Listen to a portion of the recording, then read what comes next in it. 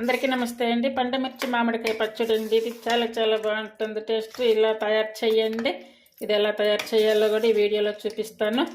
ముందుగా మామిడికాయలన్నీ కూడా ఇలా కట్ చేసుకొని మనము ఏదైనా గ్లాస్తో కానీ కప్తో కానీ అలా కొలత అయితే తీసుకోవాలి. 1 కిలో మామిడికాయ ముక్కలు అయితే ఉన్నాయి. పండుమిర్చి వేసి ఈ మ్యాంగో పికిల్ అయితే తయారు చేసి చూపిస్తాను. ఇవన్నీ ఇలా కట్ చేసి పెట్టుకున్నాం కదా.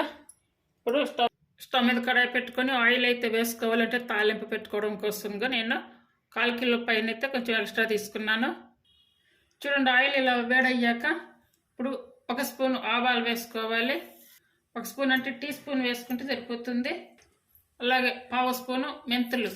ఇలా సెప్పట్లాడే టైంలో ఈ స్టవ్ అయితే ఆపేసుకోవాలి.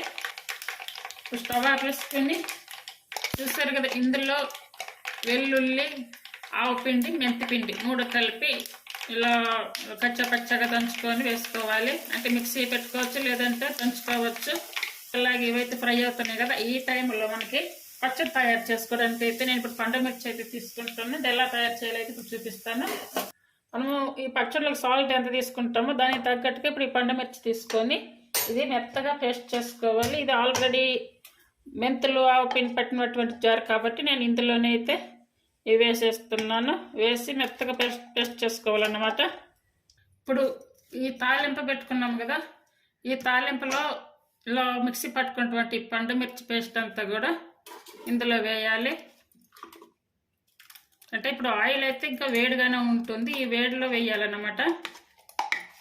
ఈ వేడికి ఆల్రెడీ పండుమిర్చి పేస్ట్ అయితే ఉడికిపోతుంది. ఇదంతా కూడా బాగా కలుపుకొని చల్లారి పెట్టుకోవాలి. చూడండి, ఇలా చల్లారి పెట్టుకుంటాం కదా, ఈ లోపల పచ్చడి అయితే తయారు చేసుకోవాలి. ఇప్పుడు ఈ మామిడి బద్దలు ఇలా తీసుకున్నాం కదా, ఈ సాల్ట్ అయితే నేను మిక్సీ పట్టుకున్నాను అన్నమాట. మొత్తం అంటే కారం అయి పచ్చళ్ళు అవి నేను పెట్టుకునేటప్పుడు అయితే నేను దీంతో వేసుకుంటాను. ఇప్పుడు ఈ గ్లాస్ అయితే వేసుకోవాలి. ఇలా వేసేసుకొని అంతా కలుపుకోవాలి. అలాగే ఇది వచ్చి ఆవపిండి. ఆవపిండి 2 స్పూన్లు వేసుకోవాలంటే ఈ స్పూన్ తోటి. అలాగే మెంతిపిండి, ఈ మెంతిపిండి వచ్చేసి 1 స్పూన్కి. ఇవన్నీ కూడా బాగా మిక్స్ చేసుకోవాలి. మనం ఇవన్నీ కలుపుకునే టైంలో మనం తాలింపు పెట్టేసుకున్నాం కదా, ఆ తాలింపు అంతా కూడా బాగా చల్లారుతుంది. అది చల్లారాకే పోయాలి ఈ పచ్చళ్ళలో. సహజంగా మామిడికాయ పచ్చడి అంటే పొడి కారం వేసి అలా చేస్తూ ఉంటాం కదా, ఈసారి ఇలా పండుమిర్చి కారంతో పెట్టండి, చాలా బాగుంటుంది. అప్పుడప్పుడు కొంచెం డిఫరెంట్గా కూడా చేసుకుంటూ ఉంటే కనుక మనకి అన్ని టేస్టులు కూడా తెలుస్తాయి. ఇప్పుడు